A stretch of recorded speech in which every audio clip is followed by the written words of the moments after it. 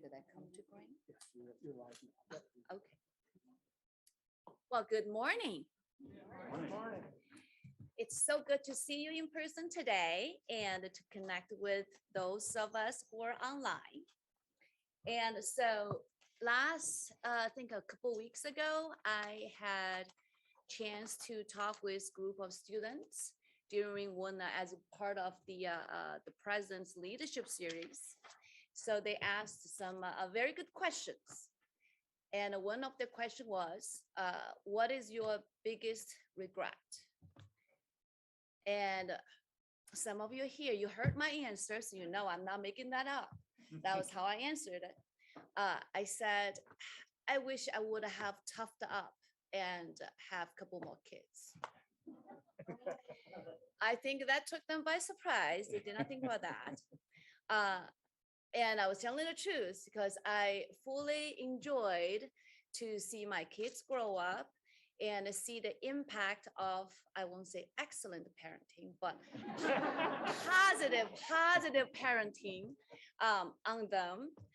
Of course, if we could have shortened the stage of the between 13 and 16 a little bit, that would be ideal. But nevertheless, it's been a very enjoyable process. And I think, reflect back, that's exactly what we do here at Western Michigan University. Because as parents, we all realize after certain ages, the influence as parents we can have on our kids, it's kind of diminished into the minimum. So they got the influence from their peers and they got the influence from us educators. So we impact their lives through education. We not only get them ready to give them knowledge to get them prepared for their careers, but I think we actually, more importantly, we give them the ability to ability of critical thinking so that they will be ready not only for their career, but be ready to conquer this ever-changing and complex world. My 24-year-old tell me his goal is to live a simple life. And I said, oh, honey, it's not that simple to live a simple life. So with that, Secretary Schuman, do we have a quorum for today's meeting? We don't have a working mic, but we do definitely have a quorum today, and I do have confirmation that we are streaming live, Chair Chen Zhang. Thank you. Okay, perfect. And at this time, I would like to call on the board for a motion to accept today's agenda, please. So moved. Support. All in favor? Aye. Objections? No, thank you. And are there any comments from the trustees concerning the meeting minutes? I think we had two meetings on November 4th and the other one was 16th. Do we have any comments concerning the previous meetings minutes? I move the acceptance of the minutes. I have a motion to accept. Support. Second. Thank you. All in favor? Aye. Thanks. So as it is a hot topic nowadays is to ensure the campus safety, to keep everyone safe on campus, including us who work here, teach here, study here, or merely just visiting here is one of the top priorities of this institution. So today we are very pleased that we're going to hear a presentation from on the topic of campus safety and community policing from the Director of Public Safety, Scott Mallow. we are very proud of the fact that we are among the about 5% of the police agencies in Michigan that got accreditation. And what that means is we have to complete the process through the Michigan Law Enforcement Accreditation process, which includes evaluation on about 107 standards. And so today we are welcoming the representatives from the Michigan Association of Chiefs Policy, which is the accreditation agency, and who are going to join us as guests to meet and will presenting us with the official certificate. Today's agenda include action items relating to a request to an expenditure for a new piece of medical equipment. I'm not going to ask what that is, because I don't think I would understand that anyway. For the WMU Homer Stryker MD School of Medicine, we will be considering a purchase that will support the school's research and education efforts to key areas that are important in the training of future physicians. And as part of a responsibility, the board is tasked with the duty to evaluate the performance of our president and in determining the compensation package. As a board, we take this responsibility very seriously, and we have created a committee, the Presidential Compensation and Advisory Committee. And today we'll hear the reports from the head of the committee, Trustee Renveld, on our findings, the reports, and as well as the recommended action. And in addition, very happy to report the Graduate Studies Council of the Faculty Senate has approved a new master's degree in finance with 3 concentrations for the Hayward College of Business. We sincerely thank the members of the Graduate Studies Council for their reviewing and the recommending of those exciting academic programs. And among the consent items on today's agenda, we will hear a personal report, consider a revision to the university's duty to report criminal acts policy, and a lease agreement with the FedEx office and printer services. And at this time, I would like to ask President Montgomery, our leader in our aspirational efforts, for your comments. Thank you. Thank you, Chair Chen Zhang. We got commencement coming up very shortly. It's an incredibly important milestone in the lives of our students and their families. It marks a transition from exam takers and paper writers and project creators under the tutelage of faculty to people ready to face and master the challenges in the next chapter of their lives. This Saturday at Miller, we'll host 3 different commencement ceremonies to recognize about 1,400 fall semester undergraduate and graduate and specialist degree recipients. During the noon program, we're going to be able to honor Trustee Emeritus Ken Miller with an honorary degree Doctor of Laws for his service to the university, the community, and to society. He is an incredibly deserving honoree, and we look forward to having the chance to recognize and applaud him, as well as to applaud all the students as they transition to becoming alumni on that day. To make our university more accessible and to make degrees more attainable for those who are going to be want to celebrate in the future ceremonies. Just last week, we were able to announce the first initiatives to be funded through the Empowering Future Gifts, which we announced in June. These incredibly new opportunities are intended to both attract bright and talented Michigan students and help them succeed while at Western by providing them tuition assistance, housing and career supports, and expanded completion grant programs.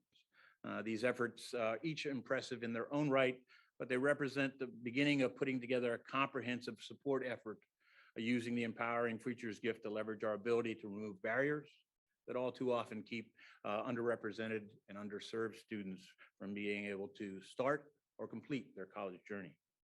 So we noted at the beginning, we're going to be investing about $2.4 million in new scholarships to 1,350 students. These investments will support their academic, career, and residential needs and offer a springboard to rewarding lives.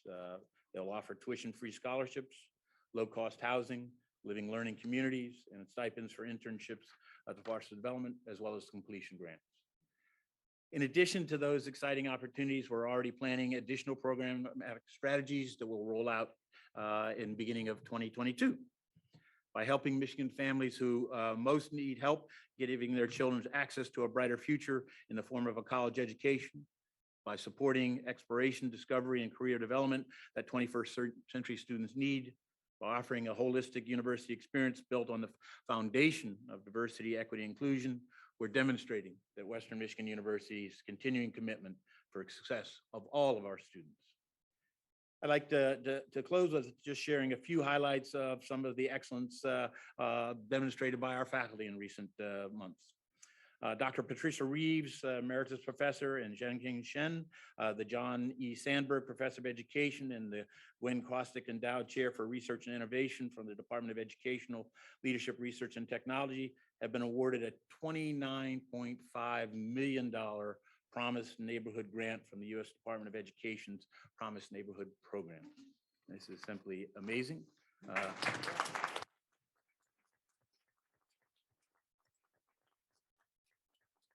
This grant will fund the Grand Rapids Southeast Promise Neighborhood Project for 5 years and is one of the largest grants received by Western Michigan University in its history.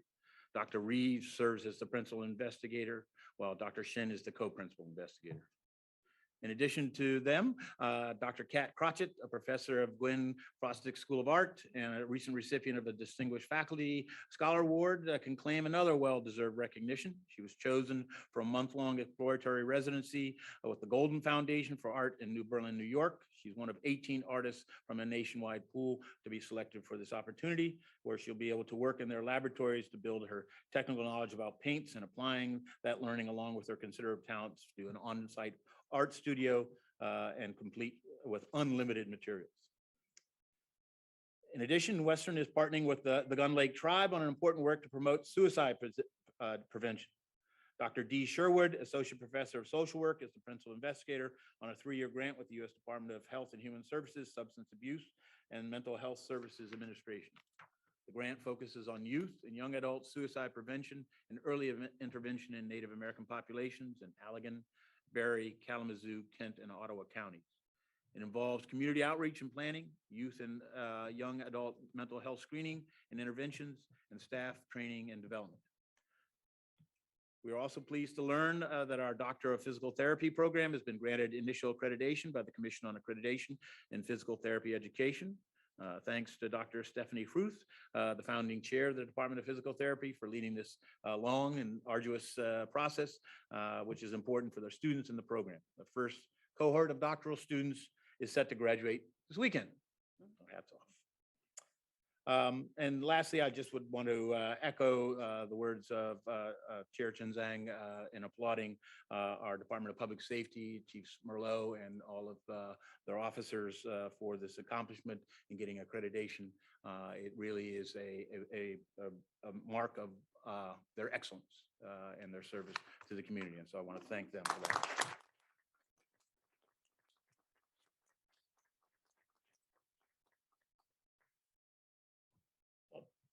Turn it back over to you. Thank you, thank you, thank you, President Montgomery. A lot of exciting news, and we especially looking forward to this Saturday for the commencements. That's always make me very excited. Sometimes bring me to tears. Before we come to the meeting, the trustees will talk about all the initiatives that was funded by the amazing gifts.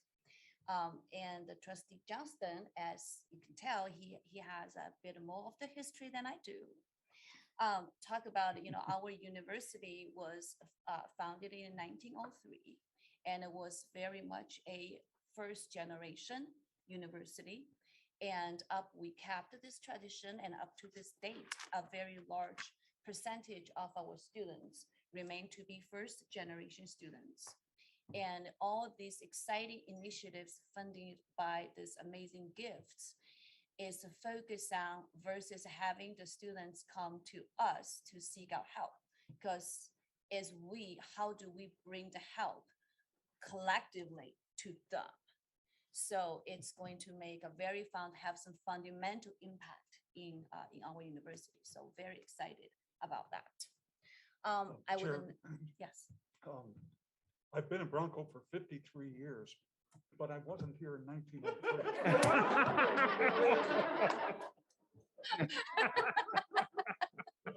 I just want, I want that on the record. But nevertheless, you have more of the history than most of us. I'm just saying, sorry. And also, sorry, I forgot to mention Trustee Penn is joining us virtually. So good to see you, Trustee Penn. I would now welcome representatives from our shared governance partners. These individuals represent organizations that work with us to guide our university forward. On behalf of the Board of Trustees, I would like to thank them for their ongoing work, for their collaboration, and their commitment to the university. And we have with us today, President Marilyn Kritzman, Faculty Senate President, and Ms. Alexis Morris, Western Michigan University Student Association President, and Ms. Ophelia Chen, Graduate Student Association President. And first, we are going to hear an updates from the President Kritzman, please. Good morning, Chair Chen Zhang, members of the board, President Montgomery, colleagues, and guests. On behalf of the WMU Faculty Senate, thank you for this opportunity to address the board and for allowing one of your partners in shared governance to update you on our activities. I am pleased, maybe more so ecstatic, to report that two MOAs, MOA 2106 Conflict of Interest and MOA 1909 Research Misconduct, have finally passed the floor of the Senate and have been sent to the administration for approval. Both of these have been under construction for the past 4 years. Dozens of individuals contributed to the finished MOAs.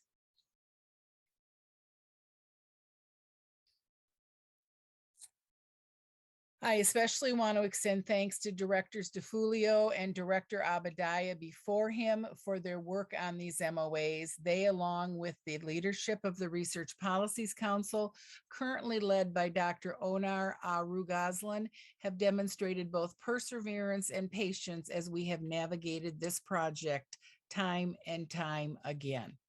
We in the Faculty Senate especially appreciate that Catherine Bailey and Jean Kimmel from the WMU AAUP helped us with the necessary final language that allowed these MOAs to be supported by the Faculty Senate. The research misconduct policy in particular is an overarching document that provides oversight and protections for faculty, staff, affiliates, and students of Western Michigan University, regardless of which professional association or collective bargaining unit they represent or are a member of. And it also provides operational latitude for the administration. Let me take a moment at this time to express appreciation to Director DeFulio for his contributions to the Faculty Senate Executive Board.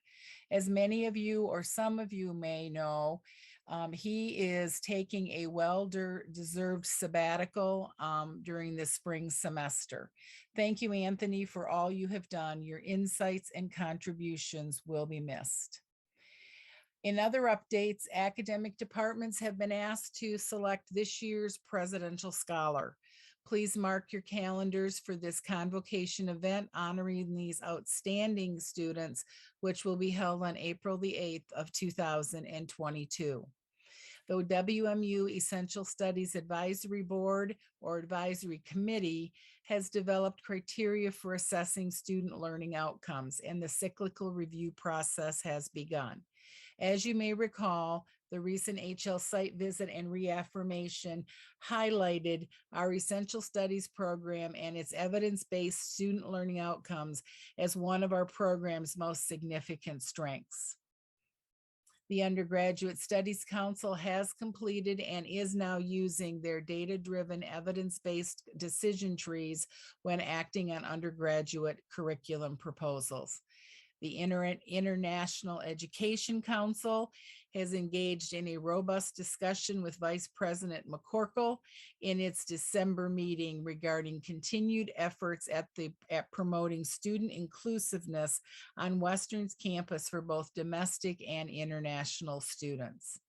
The Faculty Senate meets again on Thursday, February the 3rd, 2022 at 5 p.m. in Bernhard 208, as well as virtually.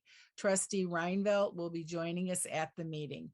Feel free to stop in or to join us virtually. As yet another pandemic impacted semester comes to an end, we must admit that it has been interesting and revealing.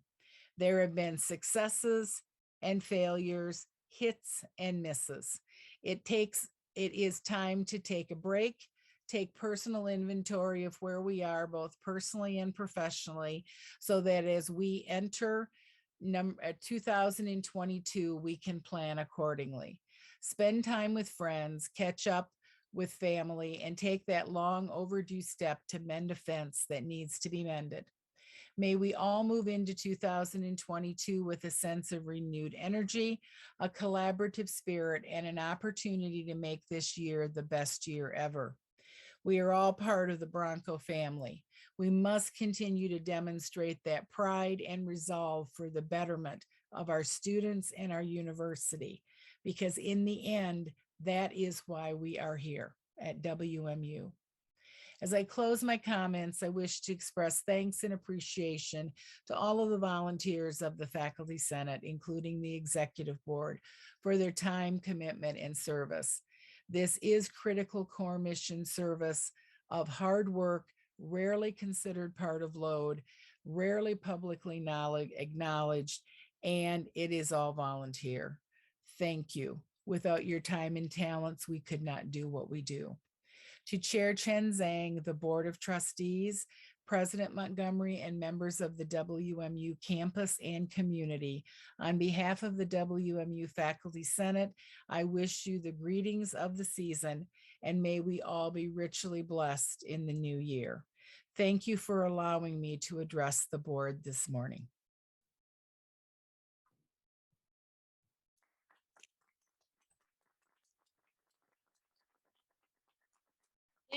Thank you, President Chrisman. And we, again, as a Board of Trustees, we greatly appreciate your work and your collaboration and how we work together to lead Western forward. And happy holidays to you. And I have full confidence what you said, that we will have the best year ever next year. So, and congratulations on passing the 2 MOAs. Next, we're going to hear an update by the Western Michigan University Student Association. President Morris, please.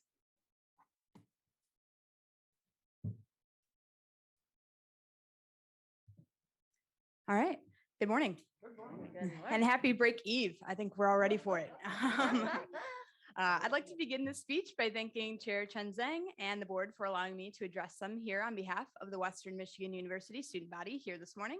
As we rapidly approach the holiday season, I cannot overstate the importance of this break for our Broncos. As someone who has seen students both burn bright and burn out since the return to somewhat normal, I highly encourage anyone here today who knows a student to congratulate them for sticking it with it and making it through another, or perhaps a first semester. There's no doubt that this semester has had its highs and lows. Last week, the student body, like many, celebrated the first wave of aid provided by the Empowering Futures Gift. As is becoming evident during my time on the Strategic Planning Steering Committee, access to college is a real, widespread issue, both here in Kalamazoo and across the nation. So to see Western become a true pioneer in creating this type of access is beyond incredible. I would like to take this opportunity to thank university leadership on behalf of the student body for beginning to monetarily address this issue and cannot encompass just how much we are all looking forward to what is next to come. While on the topic of university successes, let's take some time to acknowledge our incredible student athletes who have taken Bronco athletics to the next level this fall. Between the football team headed to a bowl game for the 11th time in school history, and the Bronco hockey team earning its first 7-game win streak since 2000, the year I was born, I'd like to say that the spirit among students surrounding athletics is nearing an all-time high. As the search for Director Beauregard's vacancy gets underway, let us not forget the selfless service that she has provided to the students at WMU during her incredible tenure. Switching gears, I'd like now to provide the board and members of the university community with a few updates on the Western Student Association. As with other student spaces and organizations, we have not been completely resistant to exhaustion. However, despite tireless evenings and countless meetings, the individuals of Western student government have shown their dedication to fostering a better environment for productive work to be conducted within. At the conclusion of our first semester together, the cabinet and I have spent a significant amount of time relishing in our successes as a team. Between adding senator seats to the graduate college, and I'd like to give a special shout out to our wonderful Speaker of the Senate, who's here today. He saw this hole in the WSA and chose to fix it with some real grit and tenacity. So thank you, Dakota, for everything that you do to the students. We've also ran a week-long mental health advocacy series, celebrated our centennial celebration birthday, worked with university leadership to alter COVID policies and information at various touch points, both online and in person. We met with all 6 staff partners to identify points of contention and points of resolution as well, moving into the new year. Conducted a president's reunion with over 20 former WSA presidents, and partnered with RSOs like the Campus Activities Board and the Latino Student Alliance, all while remaining hybrid. And I'm so undoubtedly proud of this 83-person team. The work that we've conducted and will continue to produce is largely a reflection of the power of many. As we look to next semester, we cannot understate how excited we are to continue conversations with our shared governance partners. As we look to the spring semester, the WSA Cabinet and the WMU Cabinet will meet jointly for the first time this year to share successes and identify methods for collaboration moving forward.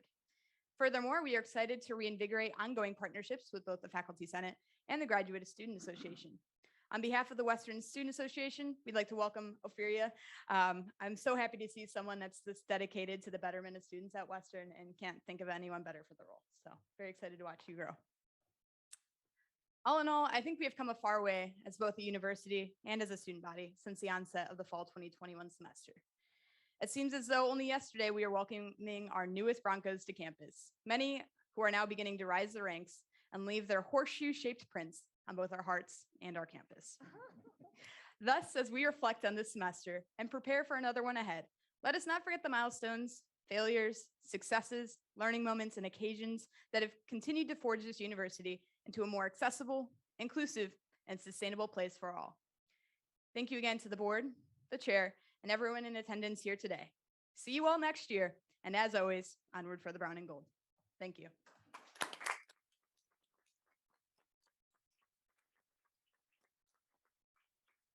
Thank you. Well said. I might have to steal the line of the horseshoe prints in the heart then. Yeah, that is my favorite quote today so far. So, well, we're going to see if Ophelia can pass that with some quotes. So let's welcome her.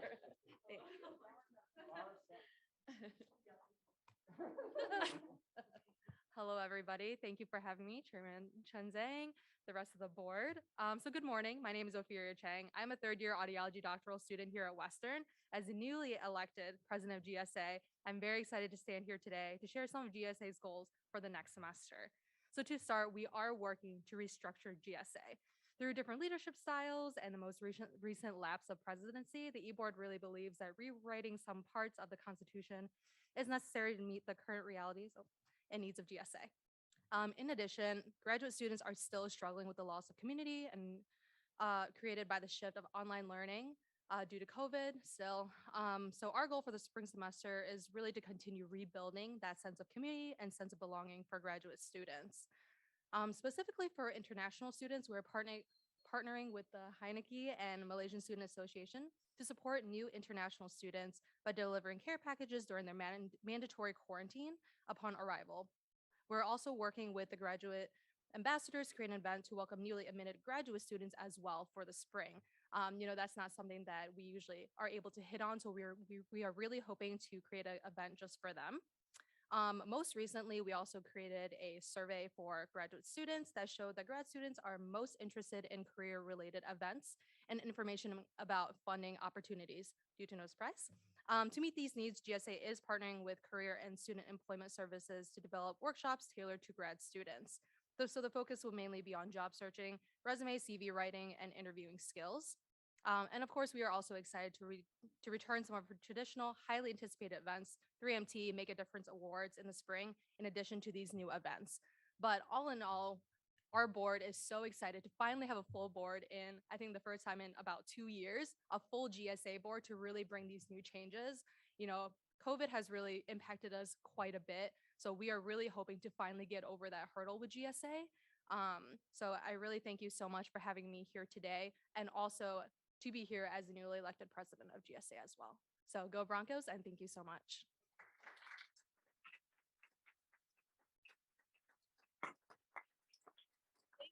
Thank you, President Chen, and acknowledging the unique challenges faced by our international students.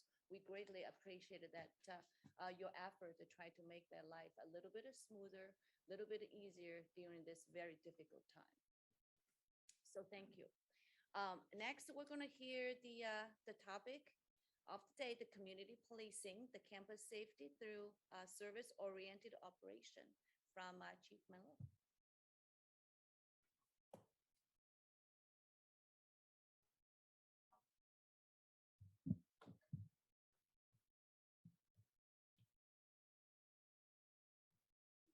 Gotta make sure you have them.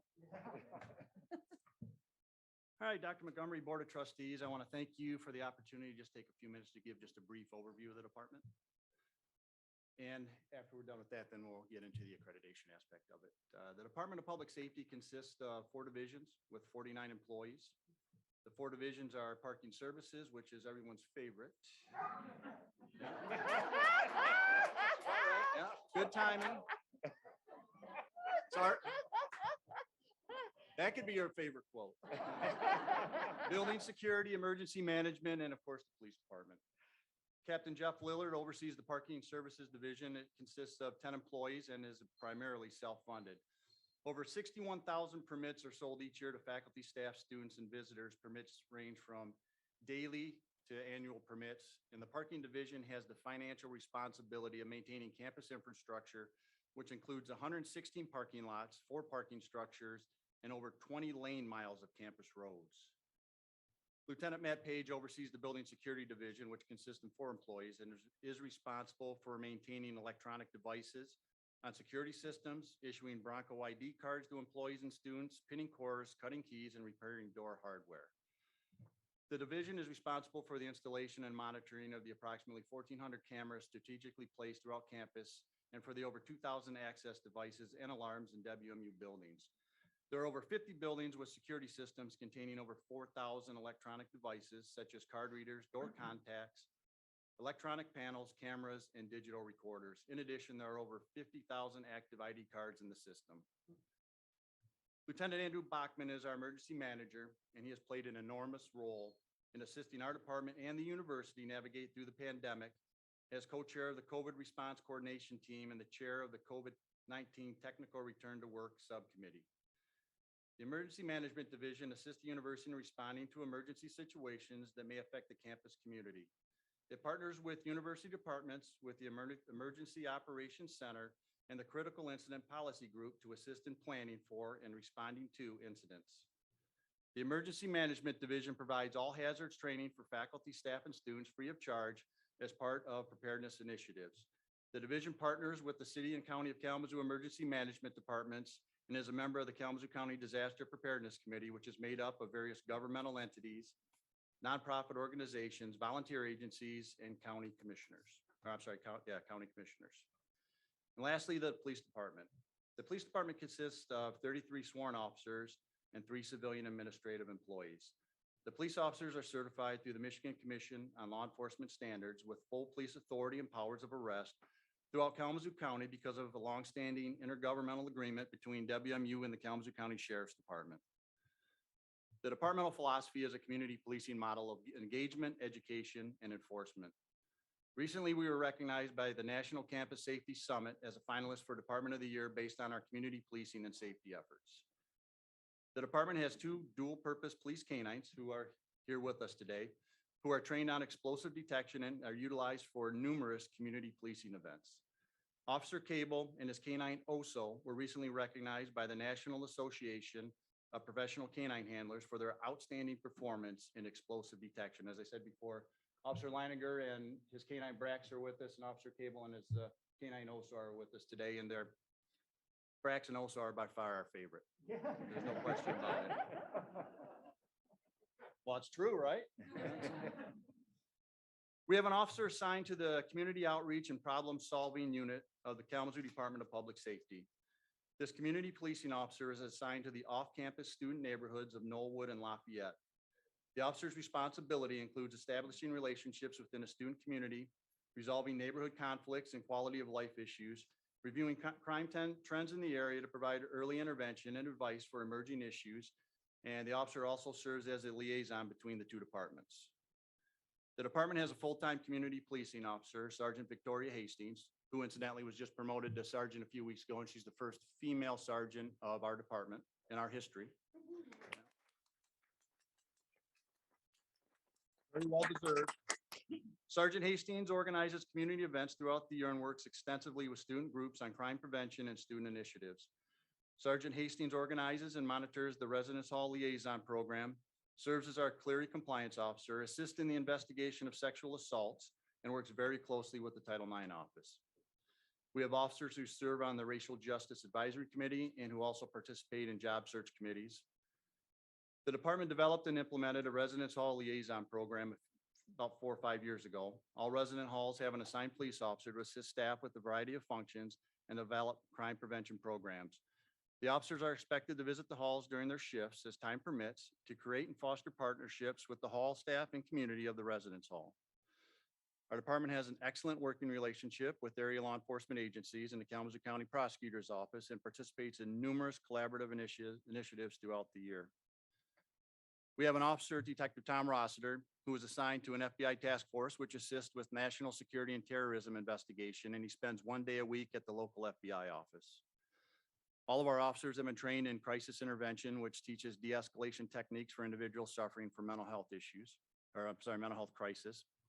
A staff member participates on the early intervention team to discuss and monitor those students having mental health difficulties. The team coordinates response efforts regarding student concerns initiated from faculty, staff, and students. The department utilizes police bicycles for officers to ride throughout campus, and this allows officers great opportunities to engage with the community. We have Facebook and Twitter pages to disseminate information for off-campus incidents that may have an impact on our students who live in those areas.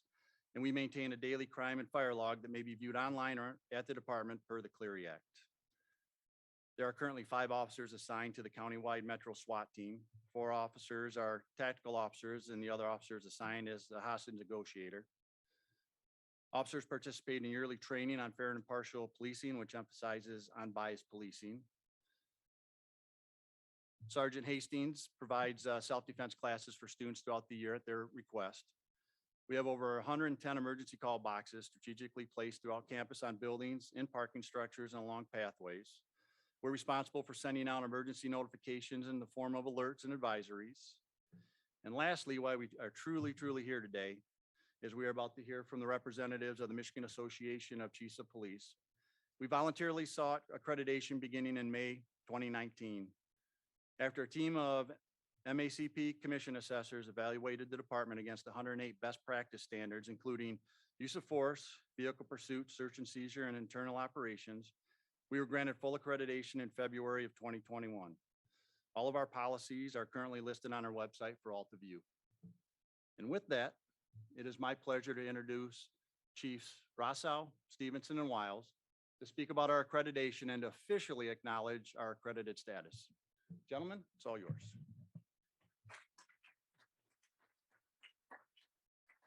Thank you, Chief. Madam Chairman, Mr. President, trustees, community members of the Western Michigan University community. My name is Robert Stevenson. I'm currently the Executive Director with the Michigan Association of Chiefs of Police, a position I've been honored to hold for 10 years. Previous to that, I spent 37 years with the Livonia Police Department. That was my policing career. I'm here today representing the Michigan Law Enforcement Accreditation Commission as we award to the Western Michigan University Police Department the Certificate of Accreditation. One of the things that I've been able to do in my current position is travel around the state and see other police departments and other university police departments, colleges and such. And what I found is that not all police departments are the same throughout the state of Michigan, just as not all universities or colleges are the same.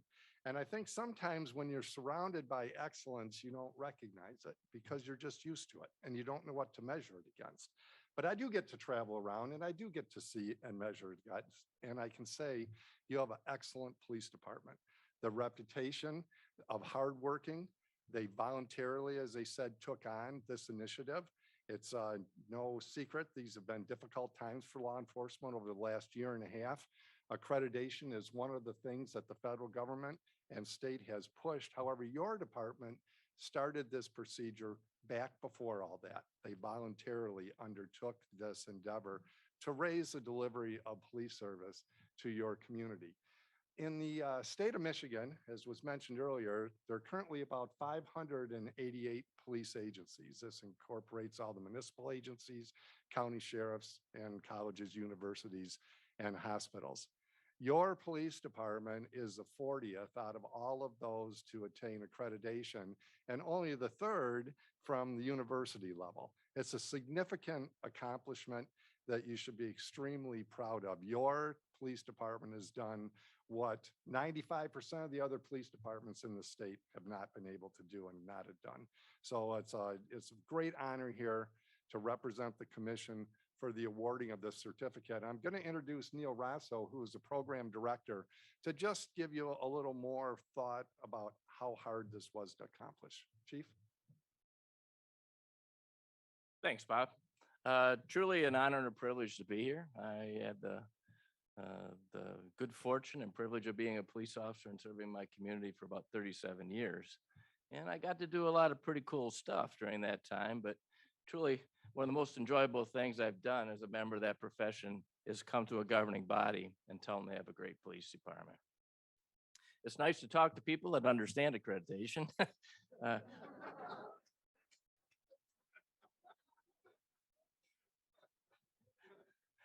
Although the format is somewhat different, it's outsiders come in and see if you meet the standards that are developed by that group. So the Michigan Law Enforcement Accreditation Commission has 108 standards. And to say there's 108 standards really kind of minimizes what they have to do, because I don't like to say this, but hidden within those 108 standards are about 425 or 430 mandates. So the idea is they have those standards, they had to take their written directives and weave them through those standards. And then they had to be able to prove, we call them proofs, to outsiders that they were in fact following those directives, that are following the standards. So it's a big deal. It's a lot of work.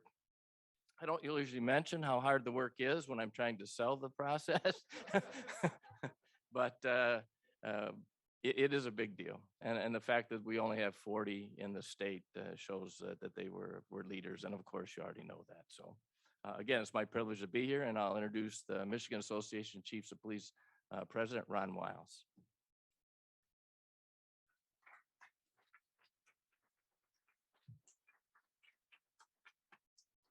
Well, good morning, and thank you for the opportunity to be here. It is truly honored to be here. My name is Ron Wiles. I'm the Chief of Police for the Grambling Township Police Department and the President of the Michigan Association of Chiefs of Police.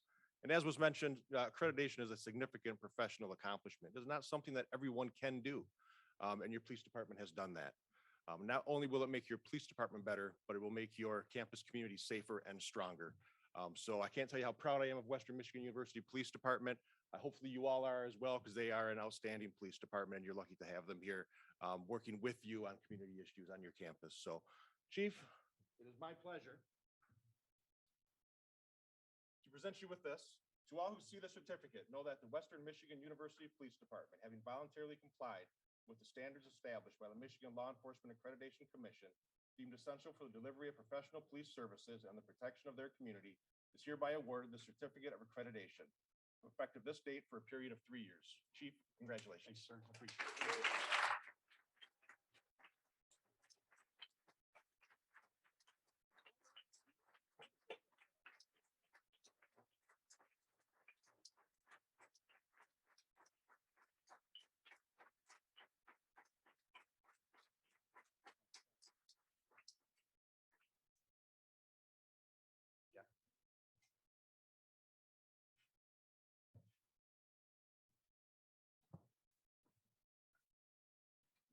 All right, in closing, I'd be remiss if I didn't acknowledge those that are truly, truly responsible for this wonderful acknowledgement.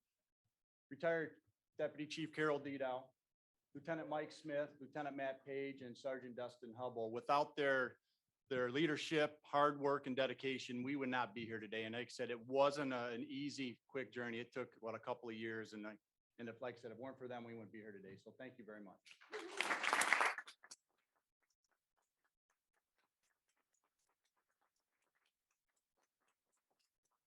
Really lucky. I learned a long time ago that I think I had the easiest job here on campus. When you have a team comprised of people that are, thanks, Mike.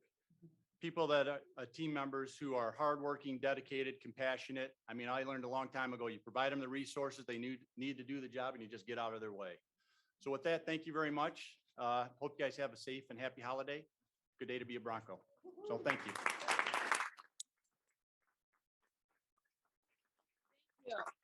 Thank you, Direct. Hello, first of all, I missed one in my previous speech. I said a 107. Now I know it's actually 108. So, and though I appreciated that you don't lay out the entire 108 for us, because it will be overwhelming, but we know it is not easy because the numbers, I'm a finance person, so I look at the numbers always tell a story. The number is we have 588 police agencies and only 40 get a credit, and we are the third. High education get a credit, and that number tells all. So thank you so much for your work. We greatly appreciate it.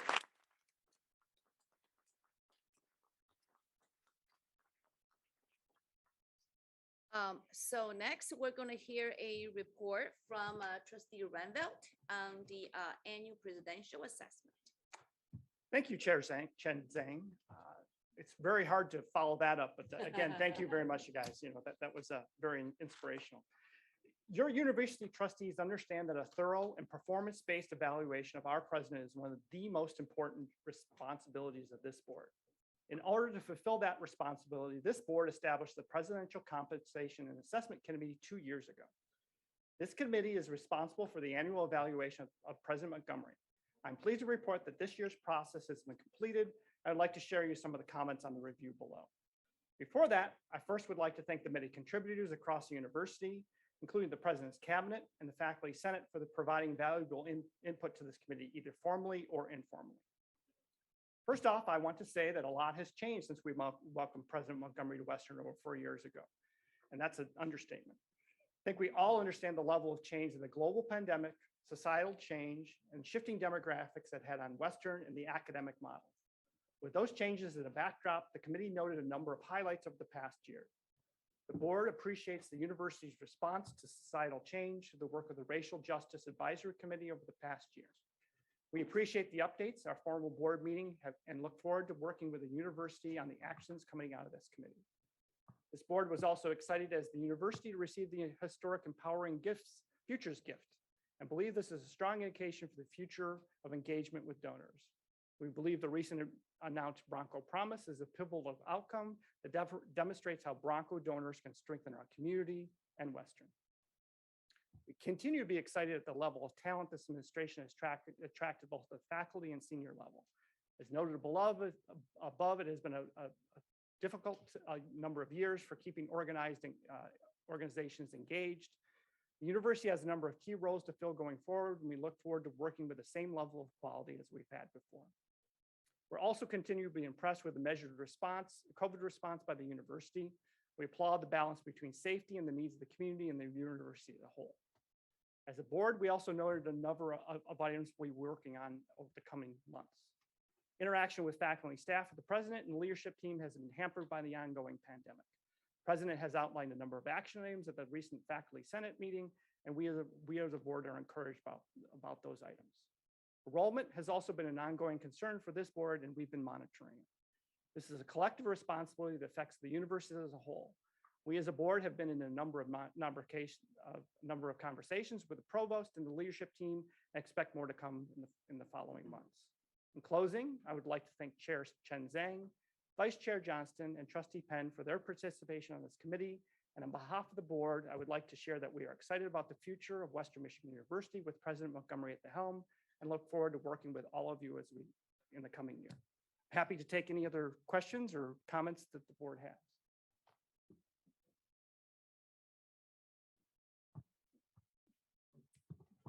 Questions? I'll just jump in with a comment. As a new trustee, this is obviously a brand new process for me, and I appreciate the efforts that went through. And there's a lot to consider, but there is a lot of support there as well. And I know all the trustees are really, understanding this is a very difficult time for all of us and for the university. And so I appreciate what President you've done and your staff has done. And but we also hear the comments from the entire university as well. And so we know we have room, to move forward and a lot of challenging activities to take on. But I do believe that we can do that. And President, I think you can take us through that. So thank you. Thank you. I'll send it back to you then. Thank you. Yeah, send it back to me. Thank you. Thank you. Thank you for your comments, Trustee Trevon. And do we have any public comments regarding action items? Chair Chen Zhang, we do. We've had 3 individuals indicate interest in providing commentary to the board with influence on action items. The first virtual speaker that I'd like to introduce is Jasmine Levine, President of PIO. Hi, everyone. I'd like to take a moment to thank you for allowing me to speak today on behalf of part-time instructors.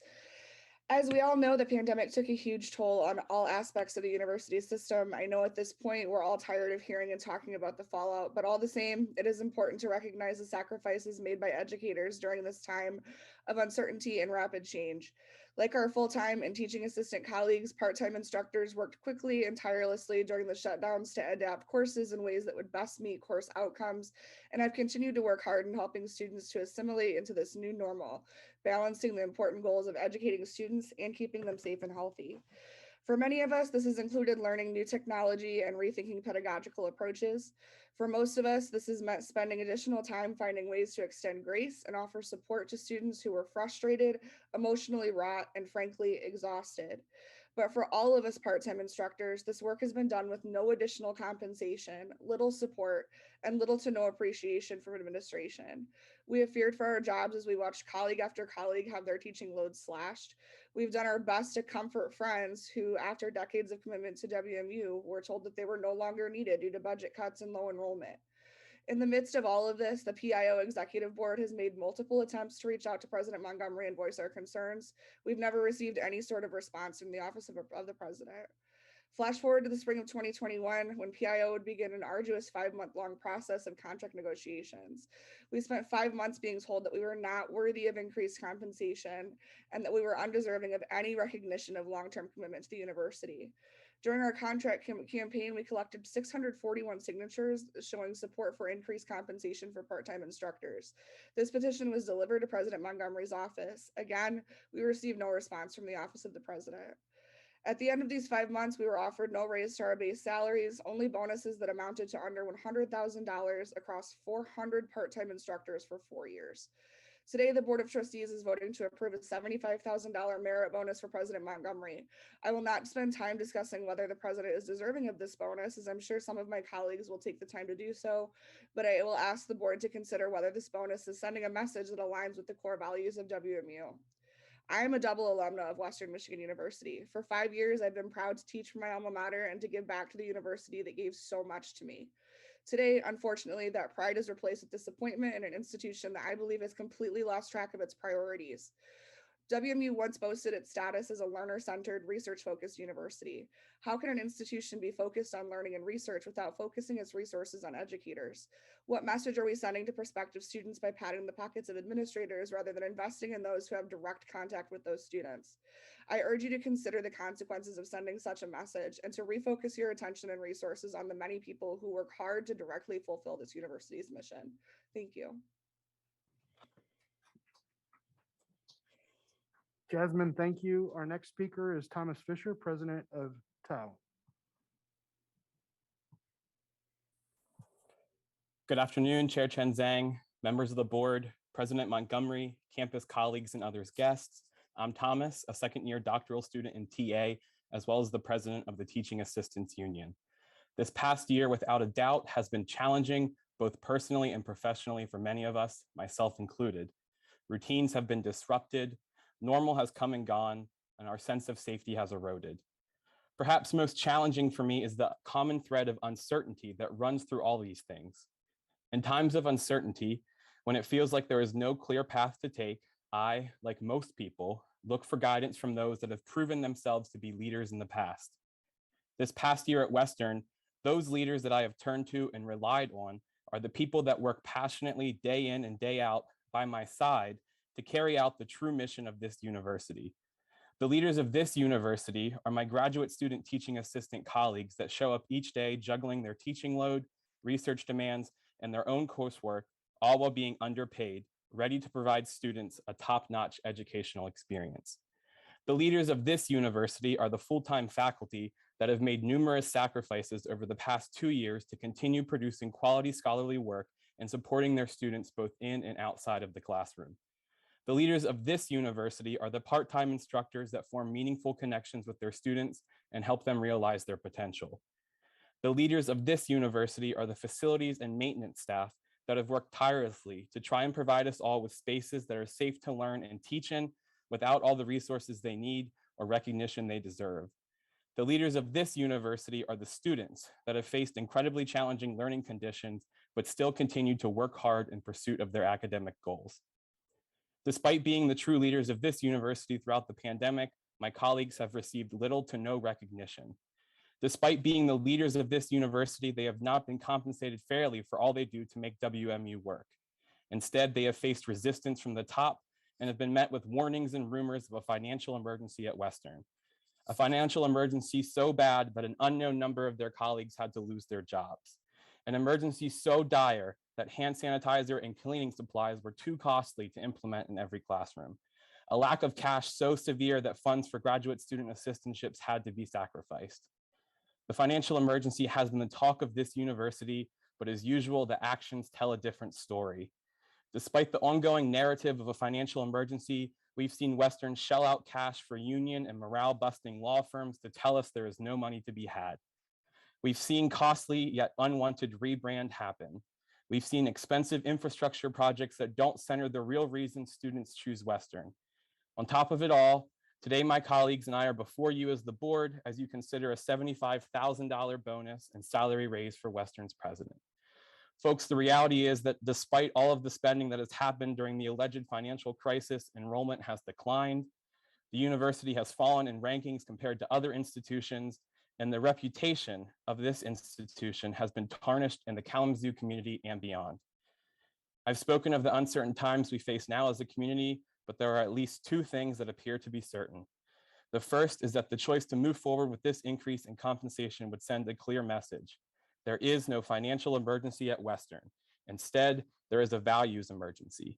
The choice signals that continuing to increase the wealth of this administration is more important than recognizing the value of the people that make the educational mission of this university possible. The second certainty is that the actions of this administration over the past year have united us as workers.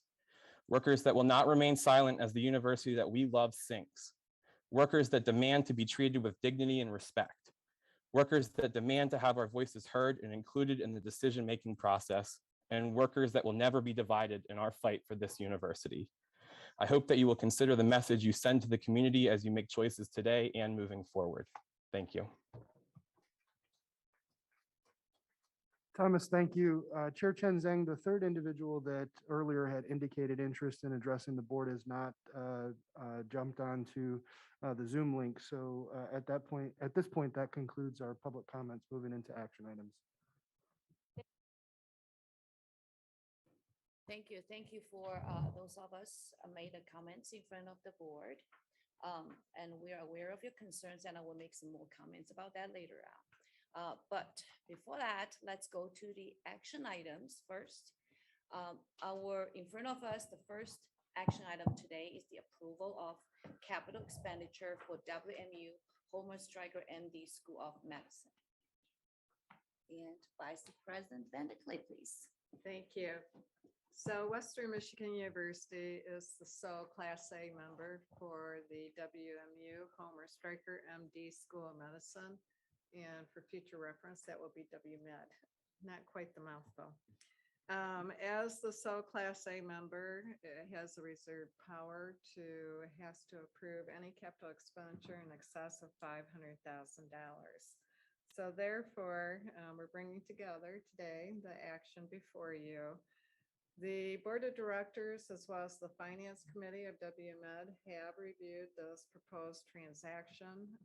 It is for the lease financing of equipment that will be used for both education, research, and also for the coroner's operation.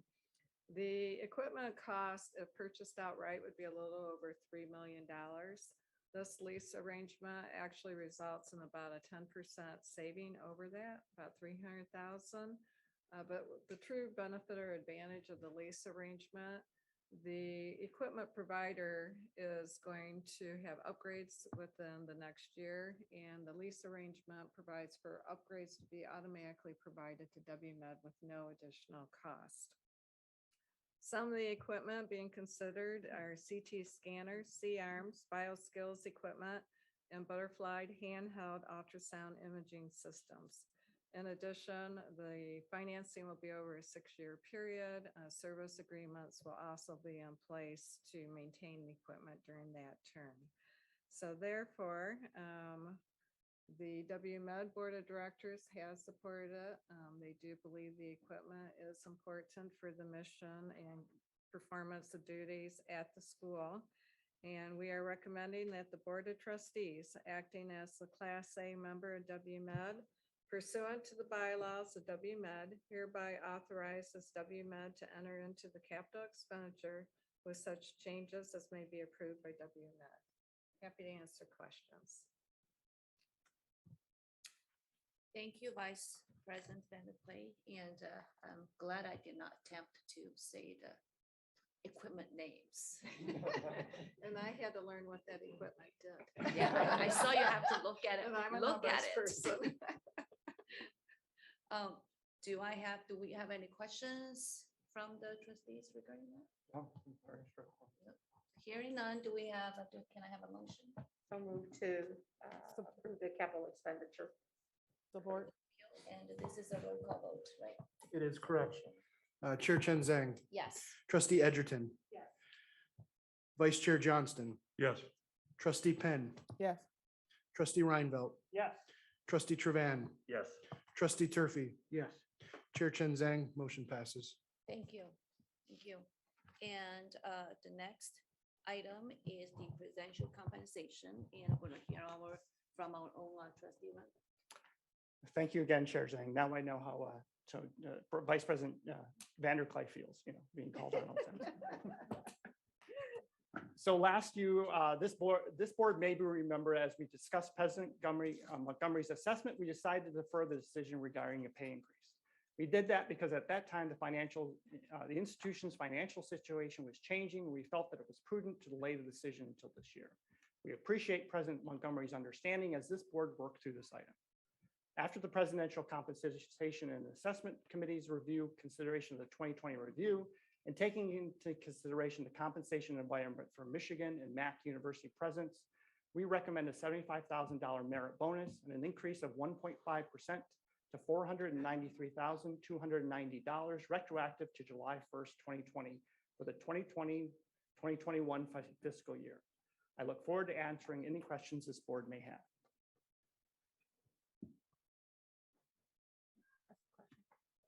So Jeff, yeah, you mentioned the 1.5. So how did the commission board arrive at the 1.5?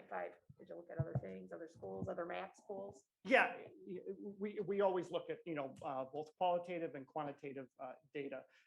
We're looking at the environment basically where we're competing with other schools for, presidents. So we look at MAC universities, we look at Michigan universities, we try to, do the whole compensation package. Over the last year, most of the things have basically shifted into bonus mode because it's a one-time payment.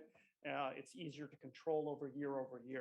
Also, cost of living was very low actually last year. It's increasing this year, but so that was another consideration into the 1.5% raise. Hey, Jeff. So thank you for your leadership on this. I was happy to serve on this committee with you for the second year. Can you just share, I think that there were bonuses given out last year amongst the other universities that we compared to. Is that correct? And then we decided that we were going to wait. Can you just reiterate that and talk a little bit about that? Yeah, last year was unusual. There were varying different bonuses across the university. There was also indication, a number of university presidents, some took, some didn't. Our president was actually much more thoughtful about this and actually asked this board not to increase his pay. There was a large contract negotiation actually, last year that didn't go into effect until July 1st, 2021. He also said not to consider any bonus last year. So that was a consideration into this, but it was also consistent with the environment too. Thank you. Trustee Ravel, just one more question. This is all done through a committee, is that correct? And could you just educate me who is on that committee? Yeah, as it was created, the presidential assessment and I don't even know, they call it the PCAC. Here we go. We got more acronyms. But by default, it's basically the chair, the vice chair, past chair, and then also one appointee by the chair. Last year, because we lost Trustee Bolger, I was asked by Chair Vice Chen Zhang to serve, and also Shawnee, Trustee Penn was asked to solve. So that's the committee basically. Who I thanked was Trustee Chair, Vice Chair, Trustee Penn, and I. Yes. Thank you. Any more questions from our Board of Trustees? And thank you, Trustee Randall, for your leadership in this committee. It's a very complex and process to, so we thank you for your leadership on that. It's my pleasure. Thank you. So with that, can I have no more I make a questions? motion to Yes. approve. I support it. Thank you. And this is a roll call vote. Chair Chen Zhang, Yes. Trustee Edgerton, Yes. Vice Chair Johnston, Yes. Trustee Penn, Yes. Trustee Reinvelt, Yes. Trustee Trevan, Yes. Trustee Turfy, Yes. Chair Chen Zhang, motion passes. Thank you. And we have a group of the consent items today. Did anyone want to remove any of the consent items for future considerations? Chair Chen Zhang, I move the consent agenda. Thank you. Support. Thanks. Do we have a motion to approve it? Oh, you We table? do. So let me want me real to quick, do I'll just roll run through. call? Yeah. Okay. Chair Chen Zhang, Yes. Trustee Edgerton, Yes. Vice Chair Johnston, Yes. Trustee Penn, Yes. Trustee Reinvelt, Yes. Trustee Trevan, Yes. Trustee Turfy, Yes. Chair Chen Zhang, consent items pass. Thank you. Thank you. And then we come to the last item is the general public comments. We do have one individual who asked to address the board, and that's Dr. Robert White. Thank you.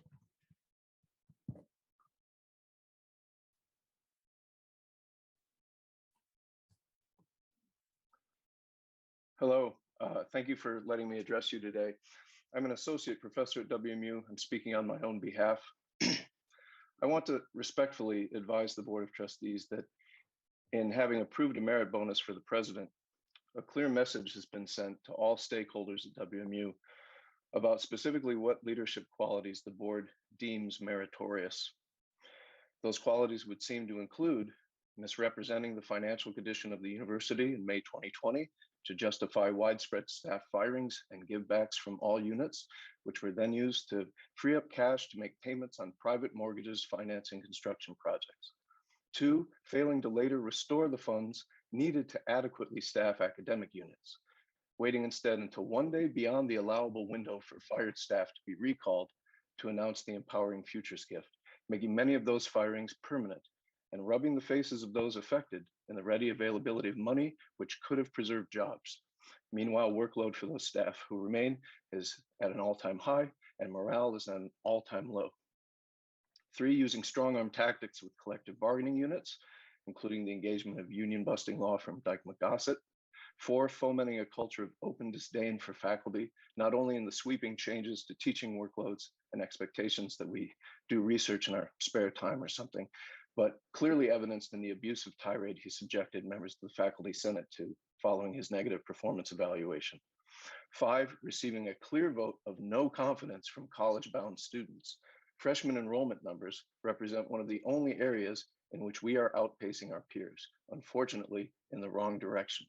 6, taking the most laissez-faire approach to vaccines among Michigan universities during the pandemic, prolonging the disruption and trauma this experience has created for everyone at WMU. I had the highest hopes for Dr. Montgomery's presidency. I respect his scholarly background and past achievements in public service, but this university has clearly declined on his watch. While the confidence of local billionaires may suggest otherwise, the facts for those of us scrambling to keep the university functional, buoyed only by care for the students we teach and a belief in the principle of higher education as a public good, reflect the reality.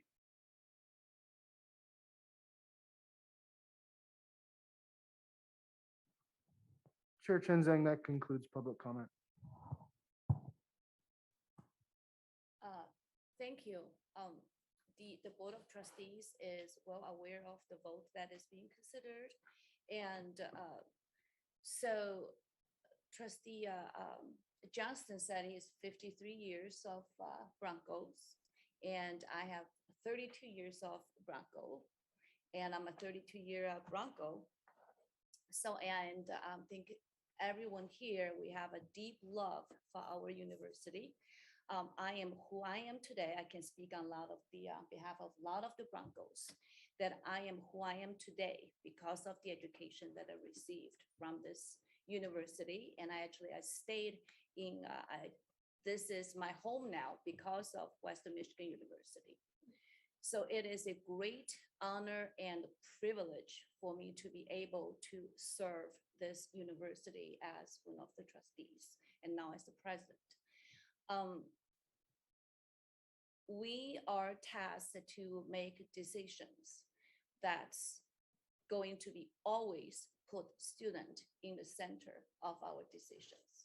And we are making decisions that's going to benefit not only today's Broncos, but for many generations of Broncos to come.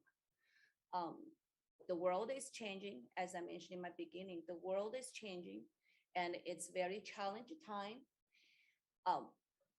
We no longer can wait in the classroom and waiting for the students just gushing into the door for us to educate them. And we no longer can rely on the state to give us a load of that money so that we can have a very rich budget. Those days are gone. The reality is the more and the more of the financial burden of the higher education has been shifted to the shoulder of our students and their family. So they have every right to only want to work with the institutions that can answer to their changing needs. We need to be responsive to their changing needs. Without that, we're going to betray the reason for our existence, and we will become irrelevant one day to our students and their families. This is the most challenging time. To me, this is my view that this is the most challenging time of our higher education, not only in Michigan, probably in the United States history. So I'm speaking on behalf of all the Board of Trustees that we stand behind our president and its cabinet members to navigate this difficult time and to lead our institution forward. And we greatly appreciate all of us who here that work with us in this difficult yet exciting journey. It's not going to be smooth ride. We have seen bumps and there will be more bumps to come, but we are heading the right direction. Thank you very much. Any comments from our fellow trustees? Just reiterating my comments earlier, and so I appreciate you saying that, Chairwoman, and again, thank you, President. Thank you. Chair Zhang. These are, really challenging times for higher education. Challenging times for everybody. There's no playbook that's been given to any of us.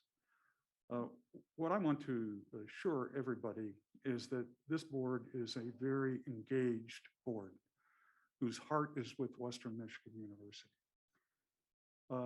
We engage in really, really, really tough issues, just as the boards of every public university in this state engage in really, really tough issues.